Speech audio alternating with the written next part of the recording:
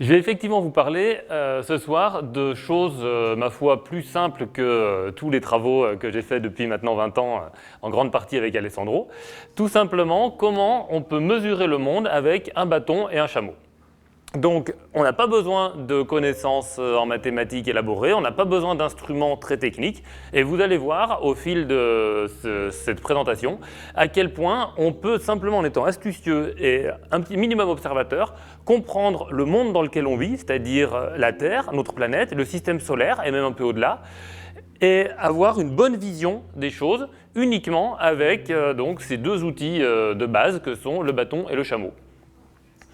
Donc pour commencer, on va simplement regarder cette belle photo qui me sert de fond d'écran. Qu'est-ce que vous voyez là? J'entends des étoiles, j'ai entendu la grande ours, j'ai entendu le soleil. Alors une montagne aussi, oui. On va commencer par la montagne, c'est une bonne idée. Cette montagne-là, c'est une montagne particulière, vous remarquez qu'il y a quelque chose dessus? Ouais, il y a 4 gros télescopes. Cette montagne, c'est le Cerro Paranal, un sommet des Andes chiliennes, dans le désert de l'Atacama, où le ciel est, comme vous le voyez sur cette photo, d'une clarté et d'une pureté incroyable. C'est donc là-bas qu'on a établi le Very Large Telescope de l'Observatoire austral européen, qui consiste en 4 télescopes de 8 mètres, qui sont posés là. Et c'est assez amusant d'ailleurs que j'utilise cette photo actuellement, puisque ma compagne est en train d'installer un instrument à l'heure où on se parle, là-bas. Et sur ce ciel, au-dessus du Cerro Paranal, on voit des étoiles, vous l'avez bien dit. Il n'y a pas le soleil, hein, non, il est couché là-bas derrière.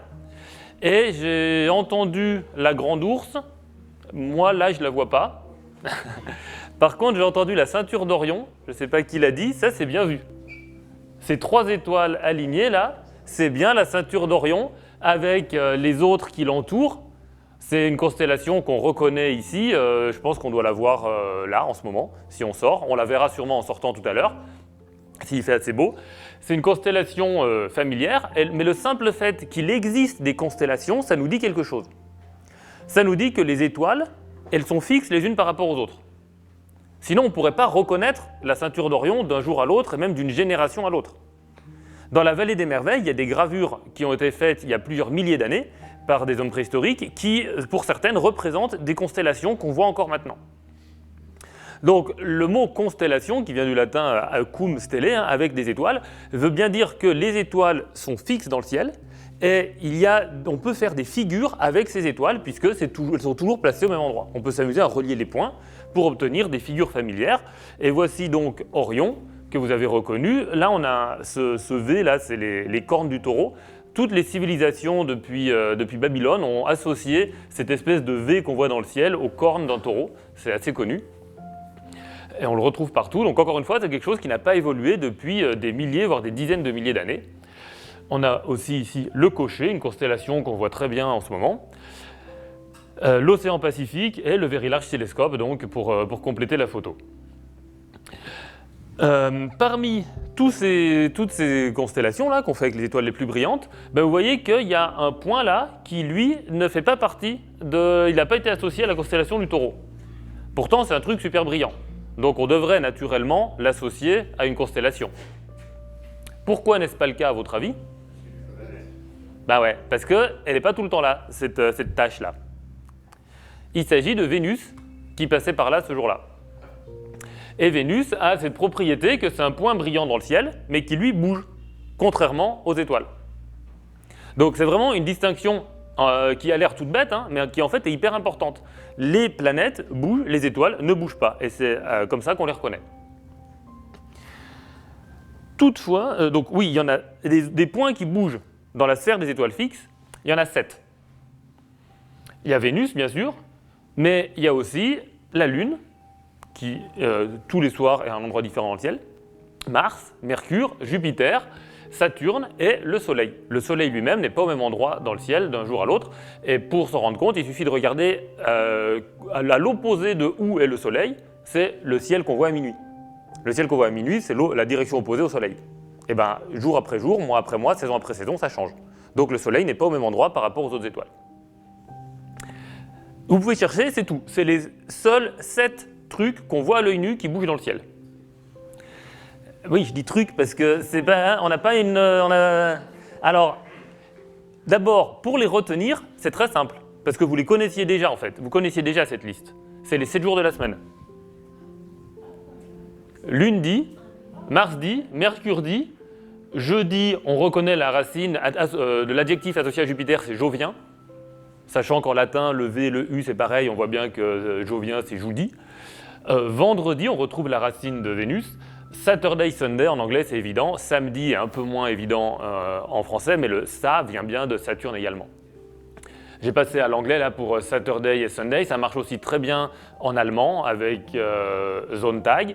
Et puis le vendredi, Friday, Freitag en allemand, peut-être vous ne voyez pas le rapport avec Vénus. En fait si, parce que Frey, c'est la déesse de l'amour dans le panthéon des Vikings, dans le panthéon nordique. Donc c'est l'équivalent. De la même manière, vous avez mercredi, Wednesday, c'est le jour de Odin, non pas Odin, je ne sais plus lequel, le messager des dieux dans leur panthéon. Pour le jeudi, Thursday, c'est le jour de Thor. Thor, en allemand, c'est Donnerstag, le jour du tonnerre. C'est pareil, ça marche dans toutes les langues, au moins européennes. Les 7 jours de la semaine sont associés aux mêmes 7 objets qui bougent dans le ciel.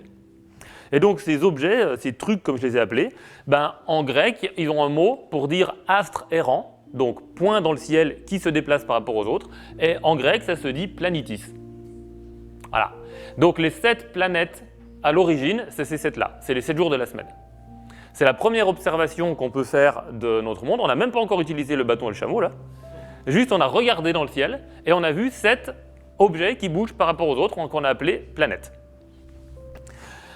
Maintenant, ces corps célestes bougent dans le ciel, mais ils ne bougent pas n'importe où.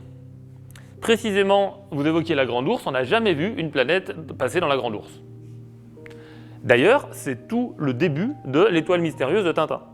Tintin se promène la nuit à Bruxelles, regarde le ciel, voit les étoiles, c'est magnifique. Oh, il reconnaît la Grande Ourse, on la reconnaît effectivement là, hein. Vous reconnaissez le manche et puis la casserole.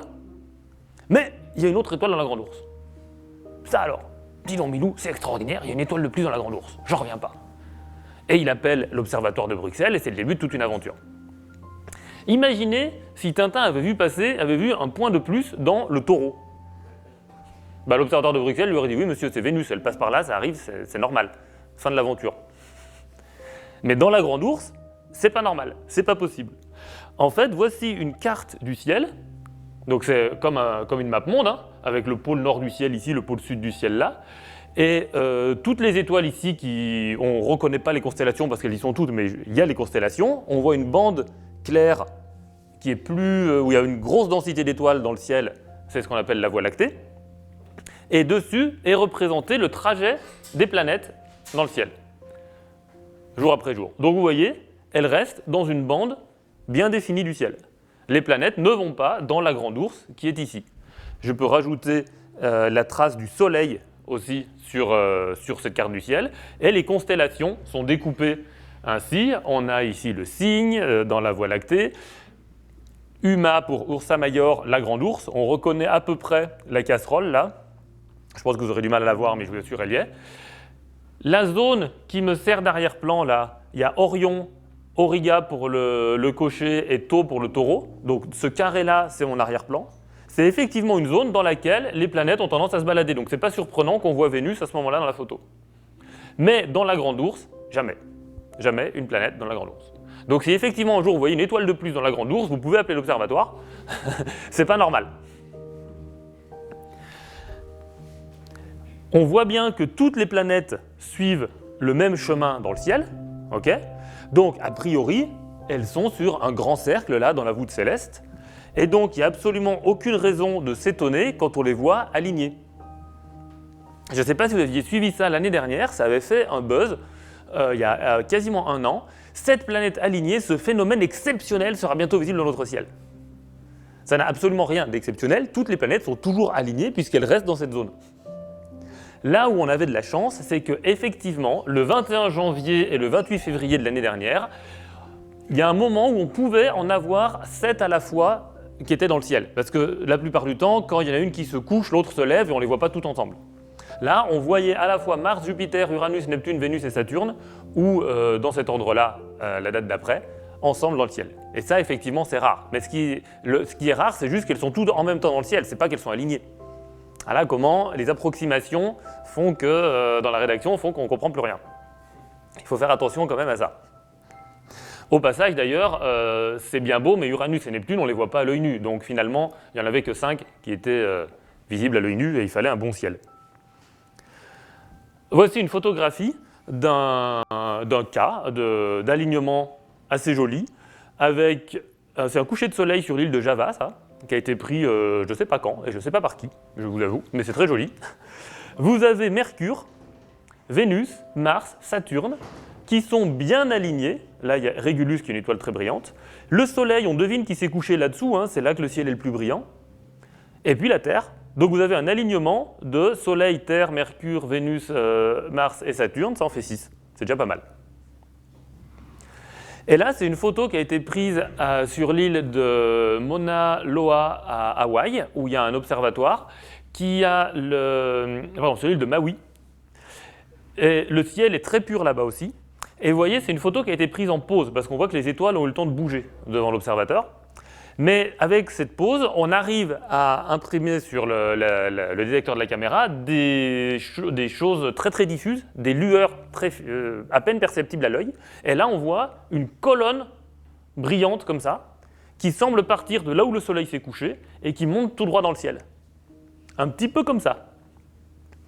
Il se trouve que c'est exactement le même plan, et ça, c'est la poussière qu'il y a dans le système solaire qui diffuse la lumière du soleil.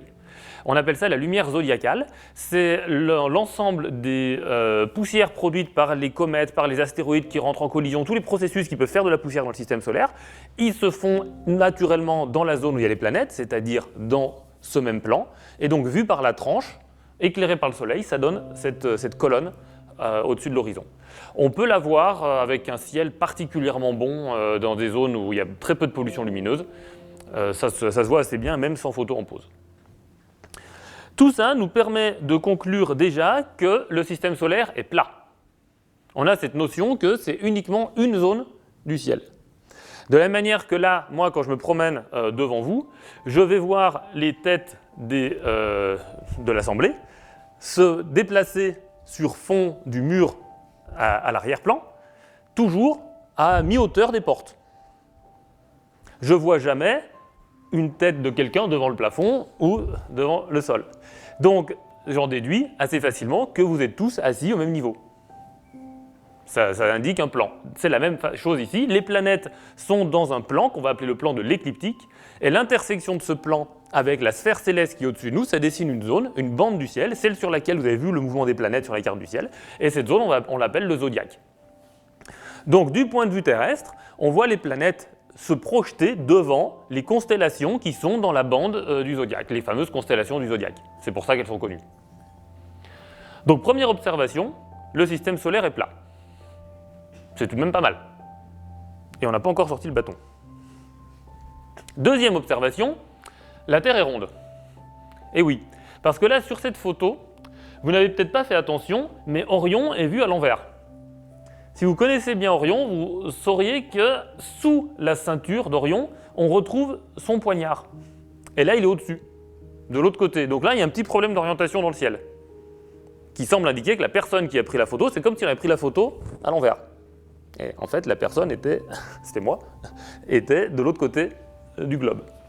Autre chose spectaculaire, de là où j'ai pris la photo, normalement, à partir d'Orion, là, si je vais dans cette direction, ou si je vais vers le haut des cornes du taureau, je vais trouver la grande ours, ou la petite ours, ou Cassiopée, ces constellations qu'on connaît bien, les constellations circumpolaires de chez nous, qu'on voit tout le temps, alors chaque saison. Bah là, rien du tout, je ne les ai pas vues.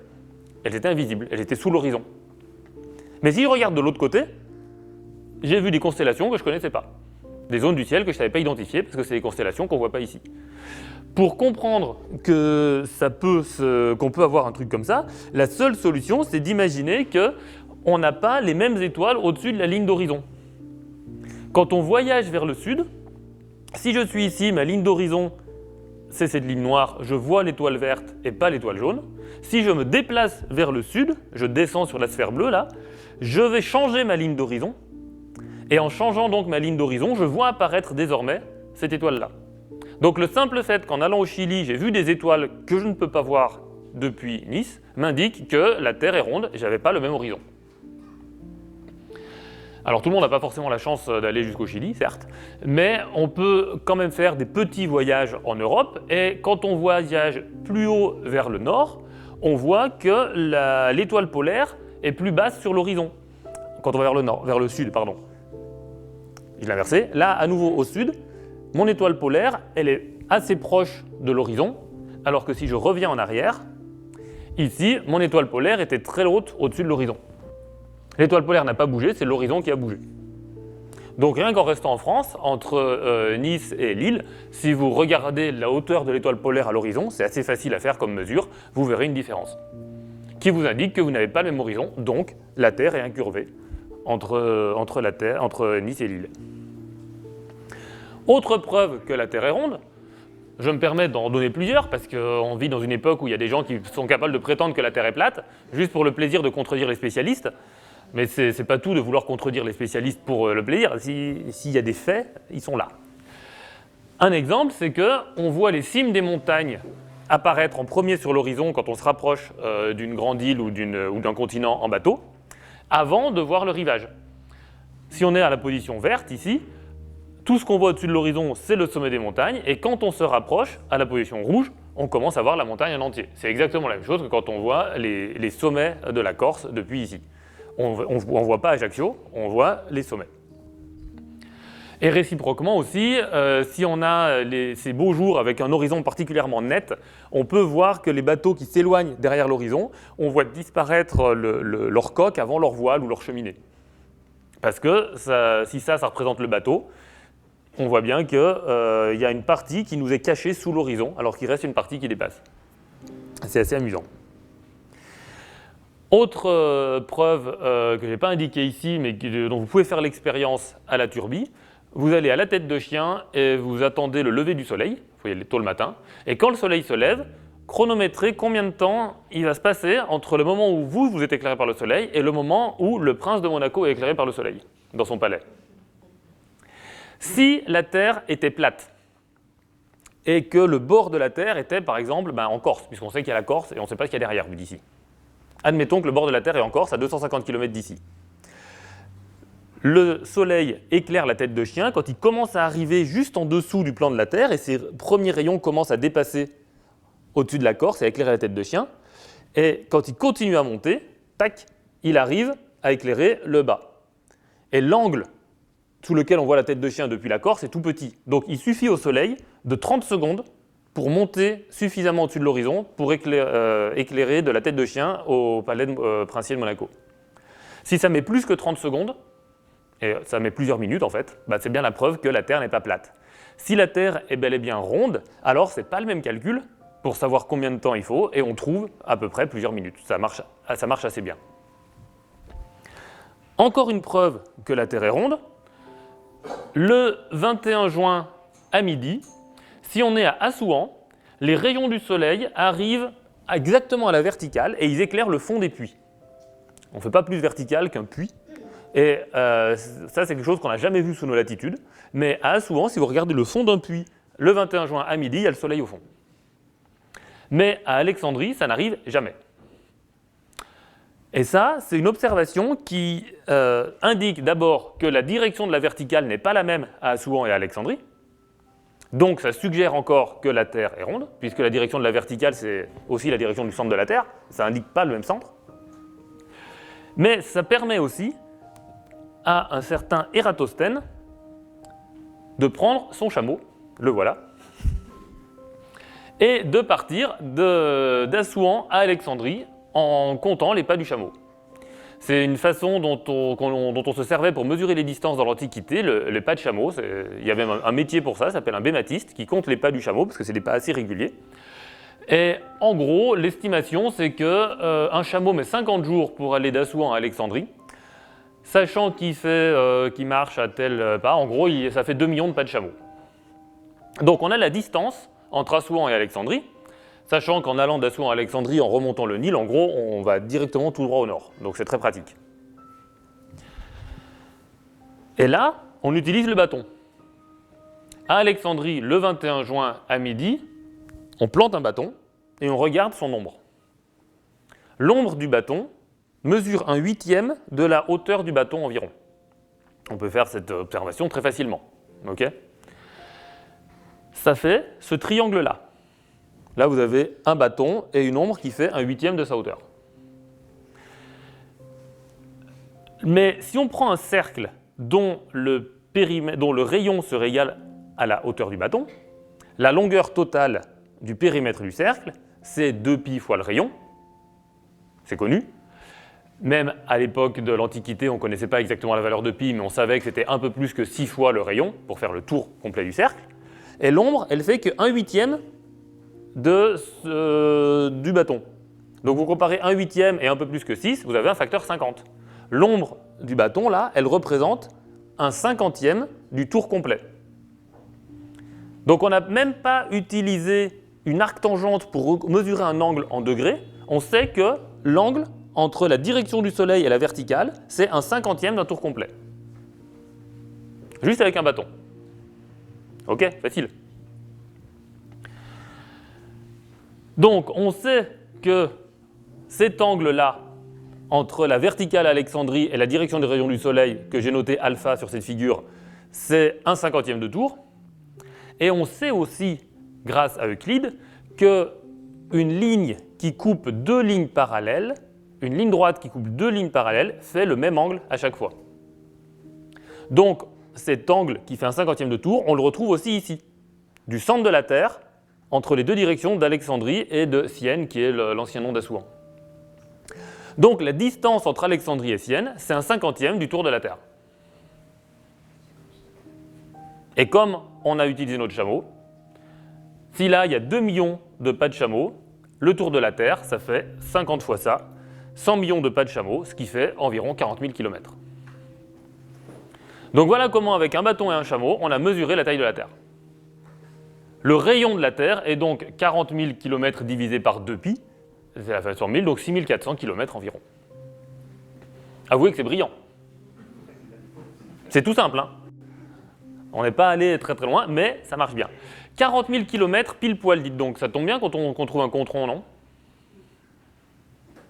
Non, c'est pas un hasard. C'est la définition du mètre. En fait, le pas de chameau, on est bien d'accord que ce n'est pas une unité pratique. Déjà, il faut avoir un chameau sous la main. Ensuite, tous les chameaux n'ont pas le même pas. Il y en a qui ont des jambes plus grandes que d'autres, il y en a qui marchent plus vite que d'autres. Donc, ce n'est pas fiable. À la Révolution française, on a décidé de trouver une unité universelle qui n'appartiendrait pas particulièrement à un peuple, à un roi ou quoi. Et on a dit, on va prendre la distance entre le pôle Nord et l'équateur. Et cette distance-là, on la divise par 10 millions et ce sera notre unité de longueur. Donc, par définition, il y a 10 millions de mètres entre là et là, soit 10 000 km. Donc, on trouve une circonférence de 40 000 km, puisqu'il y a 4 pour cent. Donc, la circonférence de la Terre égale 40 000 km, vous pouvez le retenir par cœur, c'est la définition du mètre. Mais il se trouve que la mesure d'Ératosthène était très proche de ce résultat si on convertit les pas de chameau. Alors, si on fait un petit bilan intermédiaire, on en est là. On a une Terre ronde qui fait 40 000 km de circonférence, 6 400 km de rayon, qui est entourée d'une voûte céleste sur laquelle les étoiles sont fixes, à tel point qu'on peut faire une carte du ciel, on peut tracer des méridiens et des parallèles avec l'étoile polaire ici et donner les coordonnées des étoiles. Ok ? Et le Soleil et les autres planètes se déplacent devant cette sphère dans le plan de l'écliptique qui est représenté ici en vert. Voilà la situation du monde telle qu'on l'a maintenant. Ça nous donne cette carte. Ça, c'est ce qu'on voit depuis la Terre avec cette trace-là qui est le plan de l'écliptique en vert. Il se trouve que ce plan de l'écliptique, il est incliné par rapport à l'équateur céleste. L'équateur céleste, c'est l'ensemble de tous les points qui sont à 90 degrés de l'étoile polaire. Cette inclinaison, elle est facile à mesurer. Vous attendez le solstice d'hiver à Assouan et vous mesurez la hauteur du Soleil par rapport à la verticale. Au solstice d'hiver à Assouan, le Soleil ne passe plus au sommet. Là, si on se place à Assouan, quand on est au solstice d'été, le soleil il est pile à la verticale. Vous voyez, du centre du soleil à Assouan, tac, pile à la verticale. Maintenant, je tourne la Terre de 180 degrés. Du centre de la Terre vers Assouan, la verticale elle pointe ici, et le soleil en hiver il est là. Donc vous avez un angle là, facile à mesurer, qui fait tout simplement 2 fois l'angle entre le plan de l'écliptique et le plan de l'équateur terrestre que j'ai noté ici epsilon. Donc on peut mesurer cet angle aussi. On a cette notion d'inclinaison entre le plan de l'écliptique et le plan de l'équateur terrestre, ce qui nous fait plusieurs applications tout ça. Première, la Terre, elle tourne sur elle-même par rapport à ses étoiles fixes en 23 heures, 56 minutes et 4 secondes. Ça se vérifie, vous prenez un instrument comme, on appelle ça un instrument méridien en astronomie, vous regardez au méridien, juste dans une direction fixe, quand il y a une étoile qui passe, tac, vous revenez le lendemain et vous regardez quand est-ce qu'elle passe, elle aura mis 23 heures, 56 minutes, 4 secondes à faire le tour. Donc la Terre tourne sur elle-même en 23 heures, 56 minutes, 4 secondes. Ce qui fait à peu près 0,25 degrés par minute. Mais le Soleil, lui, il est pas fixe, c'est une planète, enfin une planitis grecque. Donc il avance, il fait un tour du cercle vert en 365 jours, donc il avance de quasiment 1 degré par jour. Donc quand la Terre a fait son tour sur elle-même, elle n'est pas revenue en face du Soleil. Il faut encore qu'elle tourne de 1 degré pour retrouver le Soleil. Et si la Terre tourne sur elle-même en 0,25 degrés par minute, ben, il lui faut 4 minutes pour faire 1 degré et se retrouver en face du Soleil. Donc les jours durent 24 heures. Ok ? Vous aviez sûrement déjà entendu ces 23 heures, 56 minutes, 4 secondes, et je suis sûr que la majorité d'entre vous n'avez pas compris pourquoi les jours durent 24 heures et pas 23 heures, 56 minutes, 4 secondes. Je me trompe ? J'espère que maintenant vous avez compris. C'est à peu près clair ? On tourne sur nous-mêmes en 23 heures, 56 minutes, 4 secondes par rapport aux étoiles fixes, mais comme le Soleil bouge par rapport aux étoiles fixes, ben, il faut encore le rattraper. Et chaque jour, ça nous prend 4 minutes de rattraper le Soleil. Autre application de ça, les saisons. Rien que ça. Quand le Soleil est là ou là, c'est-à-dire qu'il est à l'intersection entre le plan de l'écliptique et le plan de l'équateur, on a bien le Soleil qui est pile dans l'équateur de la Terre, donc la Terre a une moitié éclairée, une moitié dans l'ombre, les jours durent 12 heures, les nuits durent 12 heures, tout va bien, c'est l'équinoxe. Quand le Soleil est ici, au solstice d'été, vous voyez bien que la moitié de la Terre au Soleil est penchée comme ça, et si on tourne sur le parallèle qui passe par la turbie, qui est représenté ici en mauve, on a plus de la moitié du temps au soleil, moins de la moitié du temps dans l'ombre. Les jours sont plus longs en été. Aussi, on voit très bien que, à partir de là, si on trace la direction verticale, bah, le soleil n'est pas loin de la verticale en été. Il est plus haut dans le ciel. Alors que si on est ici et qu'on trace la verticale, en hiver, il est plus bas dans le ciel. Donc les saisons, ça vient juste de ça, de cette inclinaison entre ces deux plans, le plan de l'écliptique et le plan de l'équateur terrestre. C'est déjà pas mal. Alors on va aller plus loin. Voici un montage d'une combinaison de photos d'éclipses de lune. C'est joli.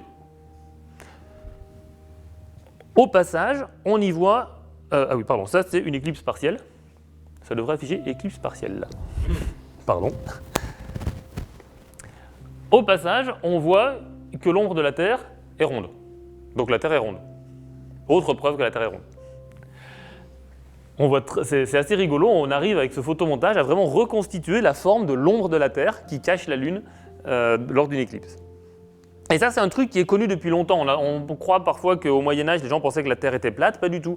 Ça, c'est une reproduction que j'ai même dans mon bureau. Cette figure démontre que la Terre est ronde.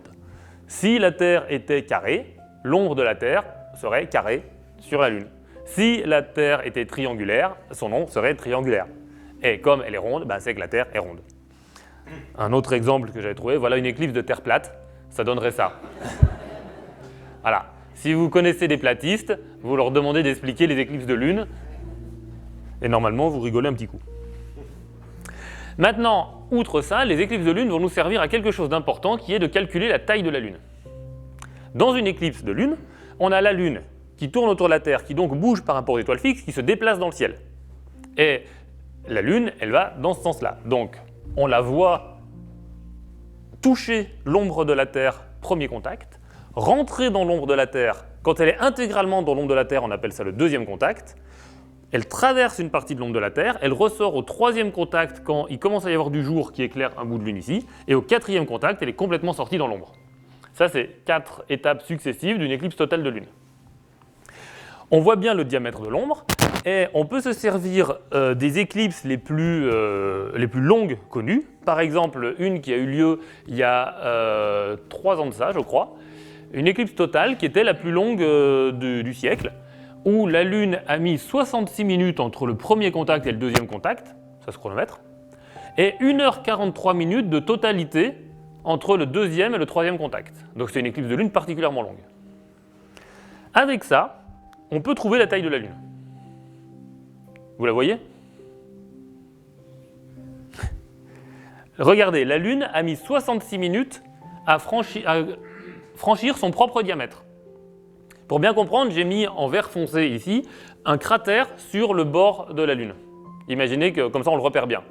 Ce point-là, vert foncé, en 66 minutes, il a avancé de 1 diamètre de Lune. Sur le schéma, c'est clair, entre le premier et le deuxième contact. Et il a avancé de 1 diamètre de Terre entre le premier et le troisième contact. Ou plutôt, devrais-je dire, 1 diamètre de l'ombre de la Terre. C'est tout ce qu'on peut dire. Donc, il met 66 minutes à franchir le diamètre de la Lune, et il met 1h43 minutes plus 66 minutes, c'est-à-dire 169 minutes, à traverser l'ombre de la Terre. Donc l'ombre de la Terre est 169 minutes sur 66 minutes fois plus grande que le diamètre de la Lune. Voilà, avec cette éclipse, on peut mesurer que la Lune est 2,56 fois plus petite que le diamètre de l'ombre de la Terre, au niveau de l'orbite de la Lune. C'est déjà pas mal, on sait que la Lune est plus petite que la Terre. Maintenant, est-ce que l'ombre de la Terre a la même taille que la Terre? Bah oui, bah non. Ce serait trop simple.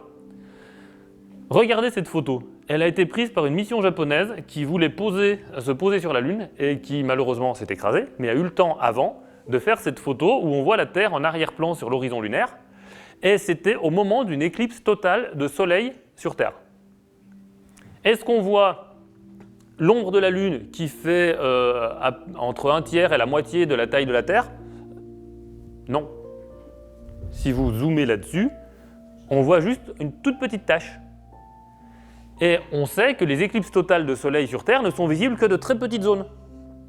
En fait, l'ombre de la Lune, c'est un cône qui part de la Lune et qui a sa pointe juste à la surface de la Terre. Et il y a juste un endroit sur Terre où on est dans l'ombre de la Lune. On le voit très bien sur cette image. Ça veut dire que toutes en fait, les ombres sont des cônes. Pourquoi ça? Parce que le Soleil n'est pas un point. Le Soleil a une extension. Donc vous avez le bord droit du Soleil qui envoie ses rayons dans cette direction, le bord gauche du Soleil qui envoie ses rayons dans cette autre direction. Donc l'ombre derrière vous, forcément, elle se rétrécit un petit peu. Ok? Ça nous permet donc d'affiner notre mesure de la taille de la Lune. Puisque l'ombre de la Lune est un cône qui a sa pointe pile au niveau de la surface de la Terre. L'ombre de la Terre est un cône qui a exactement le même angle, puisque la direction des rayons du Soleil qui viennent du bas ici, en rouge, c'est la même pour celui qui passe au pôle sud de la Terre et au pôle sud de la Lune. Les rayons du Soleil qui viennent de l'autre côté du Soleil, eux, ils ont la même direction ici, et donc le cône d'ombre de la Lune et le cône d'ombre de la Terre ont le même angle, comme ça. D'accord? Comme on sait que le cône d'ombre de la Lune se termine sur la Terre, on sait que de l'autre côté, cet angle, si on le projette sur l'orbite de la Lune, il fait 1 diamètre de Lune. Et dans l'ombre de la Terre, on sait que la Lune rentre 2,56 fois. Donc là, j'ai représenté 3, mais en vrai, c'est 2,56, plus 1, qui nous font le diamètre de la Terre, puisque les deux lunes rouges, elles sont parallèles, et elles ont un écartement constant, si elles correspondent à une direction, à la même direction. Autrement dit, le diamètre de la Terre est égal au diamètre de l'ombre plus le diamètre de la Lune, c'est-à-dire 3,56 fois le diamètre de la Lune. Et donc le diamètre de la Lune, c'est celui de la Terre divisé par 3,56, ce qui nous fait, je ne vous l'ai pas mis en pas de chameau, je vous l'ai directement converti en kilomètres, 3500 environ. Mais on l'a en pas de chameau sinon.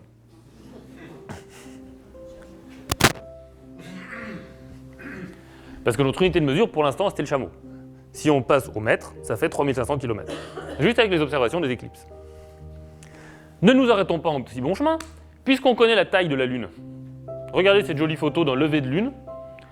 En gros, on voit que le diamètre de la Lune, dont on sait qu'il fait 3476 km exactement, arrondissant à 3500, il correspond sur le rocher en face, là, à environ 4,50 m, sachant que ce rocher, il est à 500 mètres de moi quand j'ai pris la photo.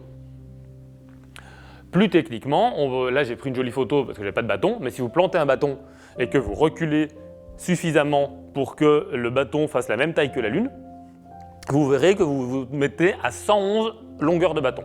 Si vous prenez un bâton de 1 mètre, il faut être à 111 mètres pour qu'il ait la même taille que la Lune. Si vous prenez un bâton de 2 mètres, il faut aller à 222 mètres. Si vous prenez un bâton plus petit, c'est plus près. Donc, on a équivalence entre la taille apparente de la Lune et celle d'un bâton de 4,50 m situé à 500 mètres, mais la Lune mesure environ 3500 km, donc ce rocher-là, il représente la Lune à l'échelle 4,5 mètres sur 3 500 000 mètres, qui est le diamètre de la Lune, c'est-à-dire l'échelle 1 sur 777 777. Mais il est à une distance de 500 mètres, donc la distance Terre-Lune, c'est 500 mètres fois 777 777. Ce qui nous fait environ 389 000 km. On a le même rapport taille sur distance pour la Lune et pour le rocher ou le bâton, puisqu'on les voit sous le même angle. Okay, la figure, elle est simple à représenter. Donc on a la distance Terre-Lune. Et pareil, puisque au départ on était en unité de chameau, on l'aurait en pas de chameau, même si un chameau ne peut pas aller sur la Lune. C'est pas mal. À nouveau, okay, aucune technique, hein. Pas de mesure, pas de technologie complexe, pas de fusée, pas de radar, pas de laser, rien du tout. Mais rien qu'avec ces observations toutes simples, on a une bonne compréhension de notre univers. On voit que la Lune est 30 fois plus loin de la Terre que le diamètre de la Terre. C'est dire déjà on prend une conscience de l'immensité du monde qui nous entoure.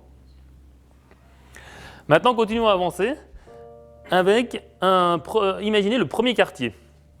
Sur cette figure, le Soleil, la Terre, où doit être la Lune au premier quartier? Derrière la Terre? Si elle est tout derrière, on la verrait complètement éclairée par le Soleil, ce serait la pleine Lune. Sur le côté, là. Là? Là? A priori, puis la Lune au premier quartier, on en voit la moitié qui est éclairée. Okay? Donc le Soleil étant à droite, pour que nous, on voit la moitié de la Lune éclairée, il faudrait qu'elle soit au-dessus de nous. On pense à ça. Tiens, la Terre n'est pas censée disparaître sur mon schéma. Je ne sais pas pourquoi, elle est là. Elle est toujours là, pardon pour la disparition. Mais non, parce que, voilà, ici. Voilà, le schéma auquel on pense, a priori, pour le premier quartier. Vous l'avez sûrement déjà vu dans des livres. Mais le problème, c'est qu'avec ce schéma, en fait, la Lune éclairée par le Soleil, ben vous voyez que de la Terre, on voit plus que la moitié qui est éclairée. Ce schéma n'est pas tout à fait exact. Pour être sûr de bien comprendre le truc, je vous le fais de manière plus simple. Je représente cette fois-ci le Soleil et la Lune, dont la moitié est éclairée par le Soleil. Sur ce schéma, où doit être la Terre pour qu'on voit un premier quartier de Lune?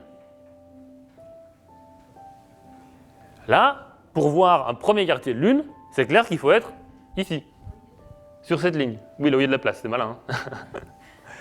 Si on met la Terre ici, on voit toute la Lune éclairée. Si on met la Terre ici, on voit quasiment toute la Lune dans l'obscurité. Pour voir juste la moitié de la Lune éclairée, il faut bien se placer pile en dessous. C'est-à-dire que lors du premier quartier, il y a bien un triangle rectangle Terre, Soleil, Lune, mais l'angle droit, il n'est pas à la Terre comme on le représente souvent, il est à la Lune. Et ça, c'est important, parce que ça veut dire qu'on peut mesurer l'autre angle. Vous avez déjà vu le premier quartier de la Lune, certainement. Ben, la prochaine fois, tendez un bras dans la direction de la Lune, un bras dans la direction du Soleil. Souvent, le premier quartier de Lune, on le voit bien l'après-midi, donc il y a le Soleil et la Lune ensemble. Et essayez de mesurer l'angle entre vos deux bras. On doit trouver dans l'ordre de 89 degrés. Donc presque un angle droit. Aristarque de Samos est le premier à avoir fait cette expérience. Et une fois qu'on a mesuré cet angle, ben pour avoir une idée du système Lune, Terre, Soleil, on représente ça à l'échelle. Faites un dessin d'un triangle qui est rectangle en la Lune, qui fait 1 cm pour la distance Terre-Lune par exemple, un angle droit à la Lune pour partir vers le Soleil, et un angle de 89 degrés de la Terre pour partir vers le Soleil. Essayez de dessiner ça sur une feuille en rentrant chez vous. Puis prenez une autre feuille. Parce qu'en fait, le triangle il va être très allongé. Là, je vous sors un cosinus, juste pour avoir un chiffre, mais en gros, ce qu'il faut faire, c'est le schéma à l'échelle. Vous avez là un triangle rectangle, et si vous vous souvenez de vos cours de 4e, le cosinus de l'angle ici qui fait 89 degrés, il est égal à la longueur du côté adjacent divisé par l'hypoténuse. Et le cosinus de 89 degrés, c'est à peu près 1 sur 400. Donc l'hypoténuse, qui est la distance Terre-Soleil, est 400 fois plus longue que la distance Terre-Lune. Et comme on avait la distance Terre-Lune, on a la distance Terre-Soleil, et on trouve environ 150 millions de kilomètres. En pas de chameau, ça fait beaucoup plus. On a la distance Terre-Soleil, la distance Terre-Lune, la taille de la Lune, la taille de la Terre. On est bien, il nous manque que la taille du Soleil. Pardon, ça je souligne que Aristarque l'avait déjà fait au IIIe siècle avant notre ère. Pour la taille du Soleil, on va à nouveau s'appuyer sur des éclipses, mais cette fois-ci des éclipses de Soleil. Lors d'une éclipse de Soleil, comme celle du 11 août 1999 en France, ou celle qui était visible dans le Sahara le 26 mars 2006, où on était ensemble avec Alessandro, on voit la Lune qui passe devant le Soleil, et on voit bien que la taille du disque lunaire est identique à la taille du disque solaire, tellement identique que quand ils se superposent exactement, le Soleil est entièrement caché, on voit juste des protubérances qui dépassent, et toute la couronne solaire, c'est un spectacle absolument époustouflant. C'est vraiment une expérience extraordinaire. Mais ce que ça nous dit, ça, c'est que donc le diamètre apparent de la Lune est le même que celui du Soleil. Donc c'est la même chose que tout à l'heure avec le diamètre apparent de la Lune et le rocher qui était devant. Cette fois-ci, c'est la Lune qui joue le rôle du rocher, mais on peut en déduire que, vu depuis la Terre, les deux sont sur ce genre de schéma, qui peut vous rappeler le théorème de Thalès éventuellement, mais en gros, le Soleil étant 400 fois plus loin, il est forcément 400 fois plus gros, puisque l'écartement, c'est deux lignes droites, là, les lignes bleues. Si le Soleil est 400 fois plus gros que la Lune, eh ben, il est au moins 100 fois plus gros que la Terre, puisque la Terre est 4 fois plus petite environ. Intéressant et spectaculaire, n'est-ce pas? Alors maintenant, revenons un petit peu à notre schéma. Là, on a des tailles, on a des distances, mais on ne sait pas comment ça bouge. Nous savons que les 7 planètes avancent sur le ciel, mais ce que vous voyez aussi sur ce schéma, c'est que des fois, elles font des petites boucles. Ça, c'est une observation qui se fait. La verte, là, on voit que des fois, elle revient en arrière avant de repartir. La jaune, elle fait carrément des boucles. Donc, il y a ce mouvement un petit peu bizarre. Et le mouvement un petit peu bizarre qu'on voit, c'est celui qui est sur cette animation, ici. Vu depuis la Terre, nous voyons tous ces mouvements avec des boucles. Ça avance globalement, mais des fois, ça recule avant de réavancer. Et en fait, c'est exactement le même que le mouvement ici, sauf que cette fois-ci, on est centré sur le Soleil. Alors quand on voit ça, on se dit qu'il faut être bête pour penser à ça alors qu'il y a ça. N'est-ce pas? Mais soyons indulgents, ce que les gens voient, c'est ça. Et en fait, il faut être vachement malin pour se dire « Ouh, mais plutôt que de penser que les planètes font des boucles, c'est plus simple de se dire qu'elles tournent autour du Soleil. » Et c'était évidemment le gros débat entre géocentrisme et héliocentrisme. Dans le géocentrisme, pour expliquer ces petites boucles des planètes, on suppose que les planètes tournent sur un cercle qu'on appelle l'épicycle, dont le centre lui-même tourne sur un cercle qu'on appelle le déférent, qui est centré sur la Terre. Okay, donc c'est toujours des mouvements circulaires, mais la planète tourne sur un cercle qui lui-même tourne autour de la Terre. C'est le système de Ptolémée, mais pour expliquer toutes les observations accumulées, on s'est aperçu qu'il fallait encore rajouter des trucs. Donc en fait, la planète, elle tourne sur un cercle, qui tourne autour d'un cercle, qui tourne autour d'un cercle, qui tourne autour d'un cercle qui est centré sur la Terre. Pour arriver à tout expliquer, ça commence à être compliqué. Et arrive Copernic qui dit le plus simple, c'est l'héliocentrisme. C'est plus simple. Toutes les planètes, dont la Terre, tournent sur des cercles qui sont centrés sur le Soleil, comme il a représenté ici. Cette peinture s'appelle Conversation avec Dieu de Copernic, et apparemment, en termes de conversation, ça donne plus l'impression d'une engueulade. Il est sur la défensive, il planque son système héliocentrique derrière lui, parce qu'à l'époque, c'était très mal vu de dire que la Terre n'est pas au centre du monde. Mais il l'a dit quand même, parce que c'est quand même assez convaincant. Après Copernic, Kepler est arrivé et a dit que ce n'était pas des cercles, les orbites, mais des ellipses. Je vous passe les détails. Mais il y avait donc cette controverse géocentrisme versus héliocentrisme, et il y a quelqu'un qui a essayé de les réconcilier, il s'appelle Tycho Brahe, et lui il a inventé un système géo-héliocentrique. Dans son système, la Terre est au centre et ne bouge pas, la Lune tourne autour de la Terre, et le Soleil tourne autour de la Terre, et avec lui entraîne toutes les planètes qui tournent autour du Soleil. Eh bien c'est pas idiot, parce que le système de Ptolémée, en fait, c'est l'animation que vous aviez vue avant. Le système de Tycho Brahe, c'est l'animation que vous avez vue avant, où la Terre est au centre et les planètes tournent autour du Soleil, qui lui-même tourne autour de la Terre. Donc ça reproduit les mêmes mouvements que ce que disait Copernic, vu depuis la Terre, et on ne peut pas savoir si c'est lequel des deux est vrai, puisque les mouvements relatifs sont les mêmes. Donc se pose la question, à propos de la Terre, est-ce qu'elle bouge? Il y a un certain Galilée qui a dit « et pourtant elle bouge ». C'était pas évident. Il a fait, entre autres observations, Galilée, le fait que Vénus a des phases. Et quand on voit ces phases de Vénus, on comprend que la Vénus est entre nous et le Soleil, alors que là, elle est derrière le Soleil par rapport à nous. Donc, cette observation prouve bien que Vénus tourne autour du Soleil. Clairement. Le vieux système de Ptolémée où Vénus tourne autour de la Terre ne marche pas. Il a aussi trouvé, Galilée, que Jupiter a des satellites. Et donc, il y a des astres qui tournent autour de Jupiter. Donc, il n'y a pas que la Terre qui peut être le centre autour duquel tout tourne. Cette observation elle est révolutionnaire également. Et elle permet de penser que la Terre n'est pas forcément le centre de tout. Donc, ça ouvre la possibilité à ce que, effectivement, la Terre bouge. Comment le voir? Comment le mesurer? Là, c'est un peu plus compliqué qu'avec un bâton et un chameau. La première preuve qu'on a eue du mouvement de la Terre est venue de l'observation de l'aberration de la lumière. L'aberration de la lumière, c'est le fait que si je regarde dans cette direction alors que je suis moi-même en train de bouger, la lumière qui vient de là, je vais la voir en fait venir d'ici. Okay, c'est le même phénomène que les gouttes de pluie. Si vous courez sous une averse, il faut mettre le parapluie devant vous.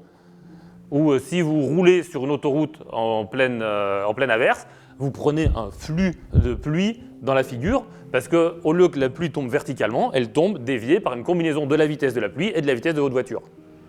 C'est une combinaison des mouvements toute simple qui s'applique aussi à la lumière. Quand la lumière vient d'une étoile qui est au zénith, que l'on observe alors que la Terre est en train de bouger, on a l'impression que sa lumière vient légèrement décalée. Et donc en comparant la position des étoiles à différentes saisons, Bradley a réussi à prouver qu'il y avait une différence et qui s'explique par l'aberration de la lumière, ce qui montre bien que la Terre tourne autour du Soleil. Donc là, c'est la preuve ultime. Mais en fait, Aristarque de Samos y avait déjà pensé avant, tout simplement en disant que puisque le Soleil est 100 fois plus gros que la Terre, comme vous l'avez bien compris pour des arguments très simples avec juste un bâton et un chameau, c'est logiquement le Soleil qui est plus dur à bouger que la Terre, donc c'est autour de lui qu'on tourne. Vous avez sûrement déjà joué avec des galets, essayez de jouer avec un caillou 100 fois plus gros qu'un galet, il ne va pas bouger. C'est vraiment un argument très simple. On le voit aussi avec les athlètes qui font le lancer du marteau. Ceux qui bougent, c'est plus le marteau que l'athlète, quand il tourne comme ça. Les deux tournent autour du centre de gravité commun qui est au niveau du talon de l'athlète, mais enfin le marteau bouge plus. Donc on peut se dire la même chose avec le Soleil, la Terre, la Lune. Donc déjà Aristarque avait compris ça et avait suggéré que si on ne voit pas les étoiles bouger, c'est parce qu'elles sont très loin. Et il avait complètement raison en fait. La parallaxe des étoiles, c'est-à-dire leur mouvement relatif des unes par rapport aux autres à cause du mouvement de la Terre, pas l'aberration de la lumière simplement due à cause de leur différence de position, n'a été observée qu'au XIXe siècle, parce que les étoiles sont très loin. Donc le schéma est bien celui-ci, avec le Soleil au centre, toutes les planètes qui tournent autour dans le même plan. J'en arrive au résumé. Avec des observations très simples et des raisonnements astucieux ne nécessitant absolument aucune connaissance mathématique au-delà du niveau collège, on a trouvé tout ça. Donc rappelez-vous-en, parce que le but de cette présentation, c'est que vous n'ayez pas seulement l'information, vous la connaissiez déjà l'information, mais que vous ayez le raisonnement, la logique qui permet de trouver ça. Parce que je trouve que c'est un chef-d'œuvre de l'esprit humain, ça date de plus de 2000 ans, mais on peut voir que le système solaire est plat, que la Terre est ronde et que sa circonférence est 40 000 km ou 100 millions de pas de chameau, que la Lune est 4 fois plus petite que la Terre, le Soleil 100 fois plus gros que la Terre, on a la distance Terre-Lune et la distance Terre-Soleil, et on peut en déduire avec ces rapports de taille que c'est la Lune qui tourne autour de la Terre qui elle-même tourne autour du Soleil comme les autres planètes. Et tout ça il y a 2000 ans, avec donc un bâton et un chameau. Merci pour votre attention.